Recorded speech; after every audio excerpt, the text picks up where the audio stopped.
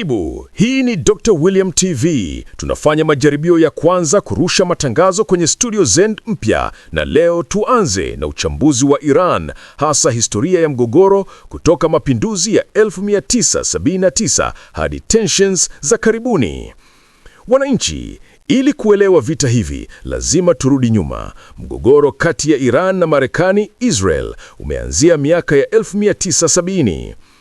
1979, mapinduzi ya Kiislamu ya Iran. Shah Mohammad Reza Pahlavi, aliyeungwa kwa na Marekani, aliangushwa na Ayatollah Ruhollah Khomeini, akaanzisha Jamhuri ya Kiislamu. Marekani ilianza vikwazo na Iran ilianza kuwachukia wa Marekani kama sheitani mkubwa kwa sababu ya msaada wa Marekani wakati wa vita vya Iran-Iraq 1980 hadi 1988, ambapo maelfu waliuawa.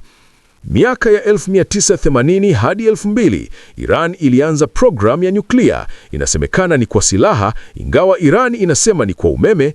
Israel na Marekani zimekuwa zikitishia kushambulia kama vile Israel ilivyofanya dhidi ya Iraq, Osirak 1981 na Syria 2007. 2015, JCPOA, mpango wa nyuklia. Chini ya Obama, Marekani, Ulaya na Iran walitia makubaliano ili kuzuia programu ya nyuklia ya Iran, lakini 2018 Trump aliondoka makubaliano hayo